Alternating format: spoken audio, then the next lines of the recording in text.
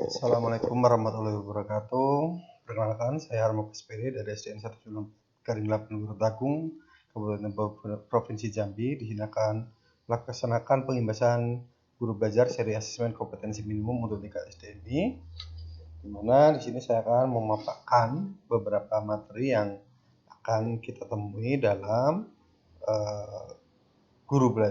program guru belajar seri asesmen kompetensi minimum untuk tingkat SDMI.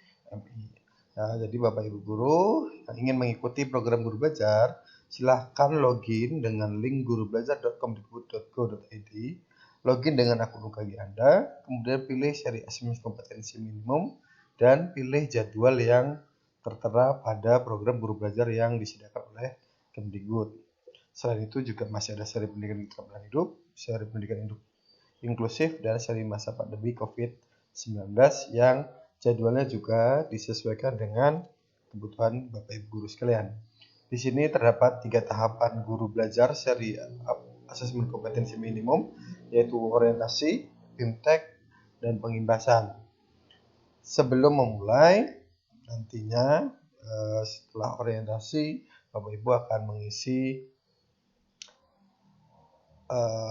asesmen pra program, dan di akhir nanti akan mengisi kembali asesmen pasca program guru belajar. Orientasi berisi mengenai tujuan dan maksud dari asesmen kompetensi minimum. Di sini juga nanti ada sambutan dari Menteri Pendidikan dan Kebudayaan. Kita akan diberikan kegiatan belajar secara mandiri melalui program pembelajaran otomatisasi dengan alokasi waktu selama 32 jam. Pertemuan yang dapat kita atur secara fleksibel, jadi tidak mengganggu tugas kita sebagai guru di sekolah. Ya, kita sebagai guru saat ini harus meningkatkan mutu pendidikan karena siswa diharapkan memiliki kecakapan belajar dan berinovasi, kecakapan menggunakan teknologi informasi, serta kecakapan hidup untuk bekerja dan berkontribusi pada masyarakat. Jadi tidak hanya membahas mengenai nilai-nilai saja.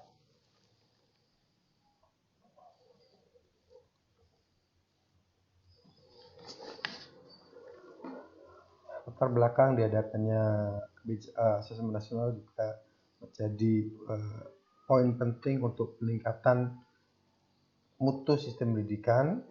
Nah, dalam hal ini asesmen nasional diterapkan untuk mengevaluasi kinerja dan mutu sistem pendidikan. Nantinya hasil asesmen nasional tidak memiliki konsekuensi apapun pada pencapaian proses belajar siswa, namun memberikan umpan balik untuk tidak lanjut pembelajaran dan kompetensi siswa. Jadi yang diharapkan guru beserta siswa dapat meningkatkan kompetensinya. Selain kecakapan hidup abad 21, kita juga perlu menekankan profil karakter pelajar Pancasila yang terdiri dari beriman, bertakwa kepada Tuhan Yang Maha Esa, dan berakhlak mulia, berkarakter mandiri, bernalar kritis, berkebinekaan global, bergotong royong, serta kreatif. Ya, penting bagi guru dan siswa untuk mengadopsi proses pembelajaran yang fokus pada pengembangan kompetensi, ya, di mana nanti pencapaian kompetensi siswa diukur dengan tingkat penguasaannya. Ini bagian mengenai keterkaitan asesmen nasional dengan kecakapan abad 21 dan profil Pancasila, di mana asesmen nasional terbagi atas 3, ada asesmen kompetensi minimal, AKM, survei karakter, dan survei lingkungan belajar yang akan diberikan kepada siswa, juga guru serta kepala sekolah.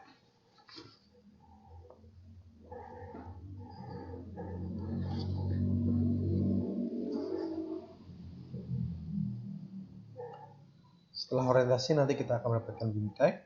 Nah, di sini ada kita akan mengenal konsep asesmen nasional, bagaimana teknis pelaksanaannya, butir-butir soal asesmen literasi membaca tingkat SMP maupun SD, butir soal asesmen numerasi tingkat SMP serta SD, juga tindak lanjut laporannya. Nah, seperti yang saya ungkapkan tadi sebelum mengikuti bimtek, Bapak Ibu guru sekalian akan diminta mengerjakan asesmen pra-program untuk mengetahui komitmen awal sebelum mengikuti proses belajar. Nanti di akhir juga akan mengikuti asesmen pasca program. Ya, materi pertama itu nanti kita akan diberikan mengenai konsep asesmen nasional. Asesmen nasional adalah program penilaian terhadap mutu setiap sekolah, madrasah, dan program kesetaraan pada jenjang dasar menengah. Jadi nilai adalah mutu satuan pendidikannya. Mutu suatu pendidikan dinilai berdasarkan hasil belajar siswa yang mendasar pada literasi, numerasi, dan karakter serta kualitas proses belajar mengajar dan iklim satuan pendidikan yang mendukung pembelajaran. Ya, di sini ada 3 komponen: asesmen kompetensi minimum, survei karakter, dan survei lingkungan belajar. Ya, tujuan dan manfaatnya juga nanti akan dipaparkan pada materi program guru belajar dari AKM ini, ya, menjelaskan tujuan dan manfaat asesmen nasional bagi guru dan bagaimana dampaknya kepada mutu pendidikan di Indonesia secara menyeluruh. Ya, manfaat asesmen nasional sebagai potret kualitas pembelajaran di sekolah atau daerah, umpan balik peningkatan kualitas pembelajaran sekolah atau daerah, dan juga menjadi dasar untuk penyusunan program peningkatan kualitas pembelajaran sekolah maupun di daerah.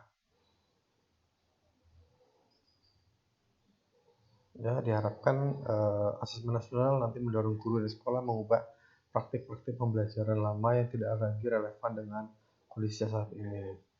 Ya, jika kita bandingkan, ya, jadi di AKM nanti, seri belajar AKM nanti juga ada perbandingan antara asesmen dengan ujian nasional, baik tujuannya, penilaian, level siswa, subjek siswa, model soal, sasaran, penilaian, serta metodenya.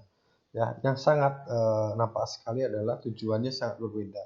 Asesmen nasional itu mengevaluasi mutu terkait sistem satuan pendidikan, sedangkan ujian nasional untuk mengevaluasi capaian hasil belajar melalui secara individu.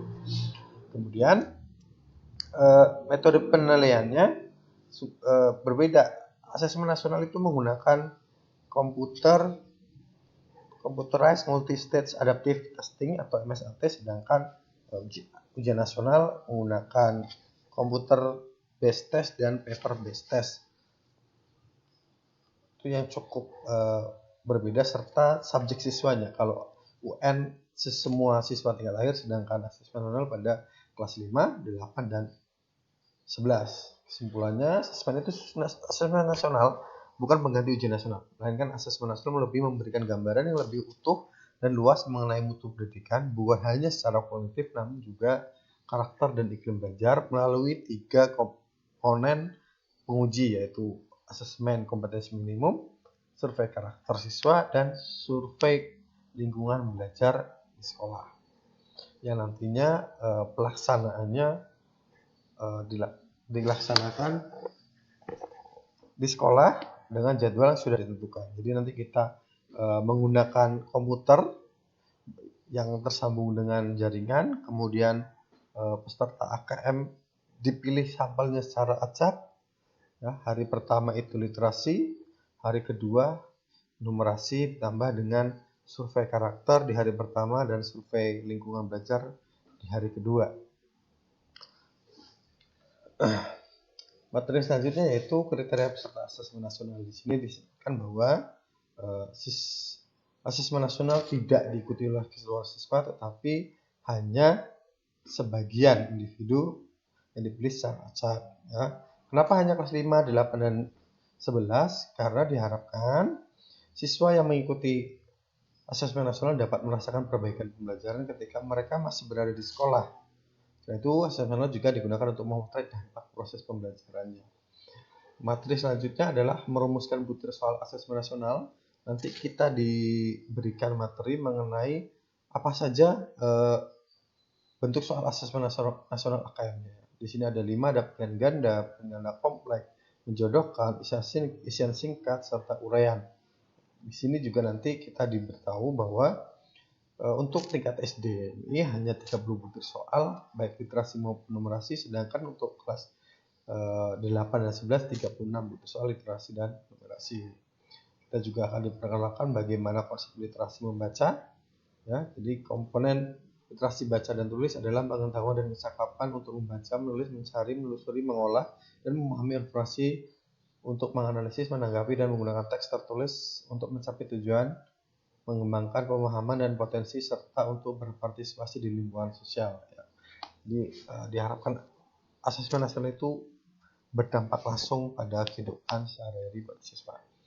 Terdapat 3 level pembelajaran pada jenjang SDMI. Level pembelajaran 1, level pembelajaran 2, dan level pembelajaran 3 yang masing-masing berurutan mulai dari kelas rendah ke kelas yang lebih tinggi. Yang levelnya akan dilaksanakan sesuai dengan jenjang kognitif dan kelasnya. Nanti terdapat link yang untuk melihat contoh-contoh soalnya. Lanjut, ada konsep numerasi juga sebagai materi lanjutan. Ada 4, ada bilangan, pengukuran geometri, data dan ketidakpastian, dan aljabar. Ya. Tingkat proses kognitif menunjukkan proses berpikir yang dituntut atau diperlukan untuk dapat menyelesaikan masalah atau soal. Pada numerasi, ketiga level tersebut adalah pemahaman, penerapan, dan penularan. Nanti juga terdapat 3 level, ada jenjang SDMI, ya, level pembelajaran 1 untuk kelas 2, pembelajaran kelas 2, level pembelajaran 2 untuk kelas 4, dan level pembelajaran 3 untuk kelas 6. Ya, diharapkan nanti Bapak Ibu sekalian bisa mengikuti materinya. Di program guru belajar nanti ada disediakan link bagaimana contoh-contoh soal mengenai literasi maupun numerasi sesuai dengan level pembelajaran yang kita ikuti di sini. Materi selanjutnya adalah tindak lanjut atau pelaporan hasil asesmen. Di sini nanti kita akan mengidentifikasi 4 kategori tingkat penguasaan kompetensi. Nah, nanti kita melihat bagaimana detail tingkat kompetensi siswa kita baik literasi maupun numerasi dengan ini bagian yang telah disediakan. Nanti terdapat perlu intervensi khusus, kelompok dasar, kelompok cakap dan kelompok akhir. Tingkat kompetensi tersebut dapat dimanfaatkan guru sebagai tolak ukur untuk perbaikan pembelajaran. Ya, di sini juga kita dapat materi mengenai perbedaan pembelajaran berbasis kompetensi dengan berbasis konten. Kalau berbasis kompetensi itu nanti berpusat pada kebutuhan, sedangkan berbasis konten itu berpusat pada materi pembelajaran. Serta pembelajaran berbasis kompetensi adalah fokusnya pada tingkat penguasaan, bukan hanya sekedar bisa menjawab soal-soal yang diberikan oleh gurunya. Ya, setelah itu kita akan melaksanakan analisis untuk tindak lanjut pembelajaran. Ya. Kita akan melaksanakan analisis terhadap laporan yang telah kita buat terhadap asesmen nasional. Penjelasan ini diadaptasi dari penjelasan tahapan penguasaan makro Sandberg. Ya, di situ nanti kita dipaparkan mengenai tingkat kemampuan siswa kita, mana yang kelompok perlu intervensi khusus, mana kelompok dasar, kelompok cakap, dan kelompok akhir. Kemudian merekomendasikan strategi pembelajaran berdasarkan hasil laporan asesmen kompetensi minimum. Dengan penjelasan dan ilustrasi yang diberikan diharapkan guru dan pemangku kepentingan pendidikan lainnya dapat memperoleh gambaran akan secara komprehensif. Seperti saya katakan tadi, bukan hanya siswa, guru bahkan kepala sekolah juga akan dilibatkan untuk mengikuti asesmen nasional yang juga nanti akan memberikan dampak terhadap perubahan mutu. Terima kasih atas perhatiannya. Itu tadi pengimbasan dari guru pembelajar seri asesmen kompetensi minimum yang telah saya ikuti dan berhasil saya selesaikan. Semoga bermanfaat untuk kita semua. Assalamualaikum warahmatullahi wabarakatuh.